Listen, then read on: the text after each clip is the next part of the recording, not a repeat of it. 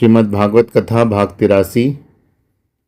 हा नाथ रमण प्रेष्ठ quasi quasi महाभुज दास्यास्ते कृपणाया मे सखे दर्शय सन्निधिम।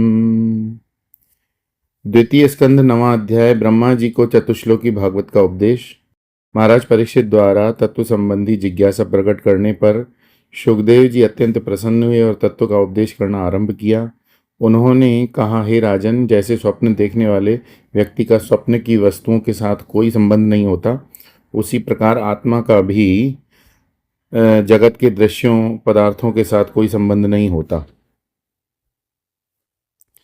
आत्मया माया मृते राजन परस्यानुभावात्मनः न घटेतार्थ संबद्ध स्वप्न दृष्टु रिवांजसा। स्वप्न में ही जो भी अच्छी बुरी आदतें बातें देखते हैं उनके साथ हमारा कोई संबंध नहीं होता। स्वप्न में भी हम राजा भी बन जाते हैं, भिखारी भी, पुण्य कर्म भी करते हैं और पाप कर्म भी, लेकिन उन सबका जागृत अवस्था से कोई असर नहीं होता। सपने में कमाई गई दौलत से आज तक कोई अमीर नहीं बना। लेकिन इसमें एक विचित्र बात है, अच्छे सपने को जागृति कभी नहीं होती। हमने सपने में गंगा जी के किनारे साधु संतों को बैठे देखा, उन्होंने प्रणाम किया, उनके साथ सत्संग किया, ये सब होता रहेगा तो सपना कभी नहीं टूटेगा। लेकिन मान लो उसी स्वप्न में एक बड़े बड़े सींगों वाला बैल आकर आपकी ओर दौड़ता हुआ आने लगे और सपना टूट जाएगा, और तब आपको अनुभव होगा कि जो कुछ अभी तक देखा समझ रहे थे वह मिथ्या है। इसी प्रकार जागृत स्वप्न में भी तब तक नहीं टूटता जब तक कि जीवन में सब कुछ अच्छा ही अच्छा चलता रहे। जीवन में जब दुख के और कठिनाई के प्रसंग आते हैं तभी हमारी जाग होती है। जीवन में जो कुछ भी होता है उसके होने को जो आधार देता है उसे परमात्मा कहते हैं। यहाँ परमात्मा के लिए कहा गया अनुभव आत्मनः। अनुभव शब्द का अर्थ ही परमात्मा है। भव माने होना। प्रत्येक अनुभव के पीछे जो आधार है उसे परमात्मा कहते हैं। जैसे हमें लगता है कि मैं अच्छा हूँ, कभी लगता है मैं बुरा हूँ, कभी लगता है मैं विक्षेपित हूँ। हम अच्छे बुरे विक्षेपित हो जाते हैं, लेकिन इन सभी होने का जो समर्थन करता है लेकिन किसी प्रकार के द्वारा प्रभावित नहीं होता, वो हमारी असलियत है। इसलिए ध्यान की प्रक्रिया में अपने अनुभवों का विश्लेषण किया जाता है। योग शास्त्रों के अनुसार चित्त की वृत्तियों के निरोध को योगाभ्यास कहते हैं, लेकिन वेदांत शास्त्र दूसरी बात कहते हैं। यहाँ हमें अज्ञान की वृत्तियों के कारण दुखी हैं तो उसकी काट ज्ञान की वृत्ति द्वारा ही संभव है। वृत्ति का निरोध करने से अज्ञान वृत्ति कटेगी नहीं। अतः ध्यान में ज्ञान की वृत्ति निर्माण करनी है, वर्तमान वृत्तियों का निरोध नहीं करना। जैसे अहम ब्रह्मास्मि की वृत्ति का निर्माण होने पर भी अहम देहोस्मि की वृत्ति समाप्त हो सकती है। यहाँ सुखदेव जी कहते हैं, आत्म माया, यानी अपनी ही माया से हम इस स्थूल देह के संबंध बनाते हैं। हमें दुख की अनुभूति स्वप्न में भी हो सकती है, जागृत में भी। दोनों अनुभूतियों में कोई अंतर नहीं। सपने में भी हमें तीव्र दुख होता है। सपने को सपना हम तभी कहते हैं जब हम जाग जाते हैं, तभी सपने से दुख का निवारण होता है। यदि हम सपने में ही समझ जाएं कि ये सपना है तो समझो हम जीवन मुक्त हो गए हैं, लेकिन हम ऐसा कर नहीं पाते। सपना हमारी अपनी ही माया है जिसमें हम उलझे रहते हैं। इसी प्रकार इस जगत में भी हम जहाँ जिस प्रकार से उलझते हैं उन सब का कारण हमारी अपनी ही माया होती है। उस माया को निकाल देते हैं तो उसी क्षण हमारी मुक्ति हो जाती है। इसका सबसे अच्छा उदाहरण शादी तलाक है। कभी कभी अच्छा खासा स्मार्ट लड़का ऐसी लड़की के पीछे दीवाना हो जाता है कि हर एक को लगता है कि इसे दुनिया की कोई लड़की और नहीं मिली क्या, लेकिन वो लड़का अपनी ही कल्पनाओं में फंसा रहता है। इस लड़की के बिना मैं रह नहीं सकता, इसी को कहते हैं आत्म माया। बहुत समझाने पर भी वह मानता नहीं और विवाह कर लेता है। इसके बाद विपरीत कल्पना आरंभ हो जाती है। इसके बिना रह नहीं सकता के स्थान पर सोचता है कि इसके साथ मैं रह नहीं सकता। तब तक तलाक ले लेता है। जैसे ही उसने तलाक लिया वो अपनी माया से मुक्त हो गया। तो माया के कारण ही हम बंधन में आते हैं और अपनी माया का स्वयं ही निराकरण करके मुक्त हो सकते हैं। माया का दूसरा नाम है मन। अवधूत गीता एक ग्रंथ है, उसमें विचार आता है, मन एव मनुष्याणाम कारणम बंध मोक्षयोः।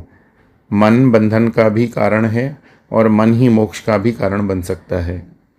मन के जब सारे संकल्प विकल्प समाप्त हो जाते हैं तो उस संकल्प विकल्प रहित मन को ही चैतन्य कहते हैं। मन को चैतन्य में बदलना ही साधना है और चैतन्य को मन बना डालना ही संसारी बना है। मन का मनपना जब निकल जाता है तो उसे कहते हैं उन्मनी अवस्था या अमनी अवस्था। इस अवस्था में मन के बंधन में हम नहीं रहते। तद अहम और इदम दोनों प्रकार के विचार हमें प्रभावित नहीं करते। ध्यान दीजिए, ये कथन भागवत महापुराण का प्रारंभिक वाक्य है। शुक्राचार्य जी ने वहीं से उपदेश आरंभ किया जहां हम अपनी वर्तमान अवस्था में हैं। हम संसार पुराण में फंसे हुए हैं। इस संसार पुराण से निकलना है तो अपनी ममता के बंधन को ढीला करना होगा। तुलसीदास जी ने कहा है, सबकी ममता ताग बटोरी, हमारी ममता तो इधर उधर बिखरी। उसको वहां से इकट्ठा कर उसकी रस्सी बनाई और उससे अपने मन को भगवान के चरणों में बांध दिया। माया के बारे में बताते हुए सुखदेव जी कहते हैं, ये माया अनेक रूपों वाली है। जीव जब उसके गुणों सतरजतम में रमा रहता है तब यह मैं हूँ, यह मेरा है, ऐसा मानने लगता है। बहुरूप एवा भाति मायया बहुरूपया रममाणो गुणेश्वस्या ममाहमिति मन्यते। तत्व का प्रतिपादन। ये माया के बारे में कहा बहुरूपी आभाति। आभाति, इस अवस्था को अच्छी तरह समझ लेंगे तो माया का चक्कर निकल जाएगा। पहला विचार, पानी अपनी ही शक्ति के द्वारा समुद्र के रूप में अभिव्यक्त होता है, अपनी ही शक्ति के द्वारा लहर के रूप में अभिव्यक्त होता है, लेकिन पानी में पानी के सिवा और कुछ नहीं। दूसरा विचार, पानी की शक्ति पानी पर ही अपना प्रभाव दिखाती है, जिसके कारण पानी समुद्र में ही बनता है और लहर भी बनता है। तीसरा विचार, पानी ने ही समुद्र और लहर का रूप लिया, अतः समुद्र पानी डूबता नहीं और लहरों के टूटने से पानी टूटता नहीं। अर्थात पानी की बहुरूप धारणी शक्ति का पानी पर कोई प्रभाव नहीं पड़ता। अब हम देखेंगे ये विचार 2-3 एक दूसरे के विरोधी जान पड़ते हैं।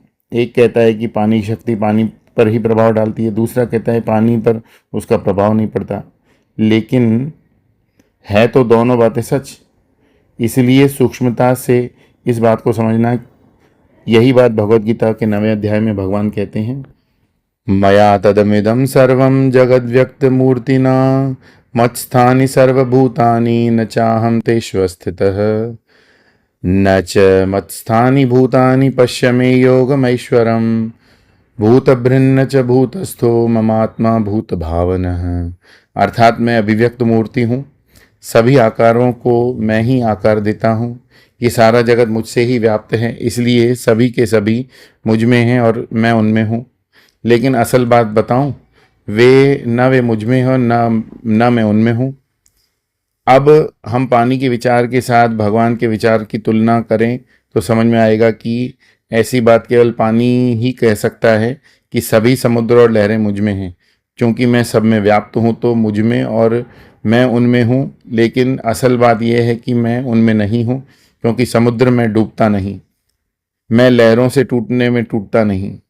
पानी की दृष्टि तो समुद्र और लहर कुछ है ही नहीं। पानी समुद्र और लहर के बिना भी रह सकता है, लेकिन पानी के बिना समुद्र और लहर का अस्तित्व ही संभव नहीं है। इस तत्व को सूक्ष्मता के साथ समझने के बाद विचार करेंगे तो समझ में आएगा, यह संपूर्ण जगत मेरे कारण। इस लड़की से शादी करने की कल्पना भी मेरी ही थी। मेरी ही कल्पना ने मुझ पर प्रभाव डालकर बंधन और दुख निर्माण किए। मुझे फंसाने वाली इस कल्पना का जन्म मुझी से हुआ। यदि मैं इसके विपरीत कल्पना कर लूँ तो क्षण में खेल खत्म हो सकता है। बोलिए श्री कृष्ण चंद्र भगवान की जय। श्रीमद् भागवत महापुराण की जय।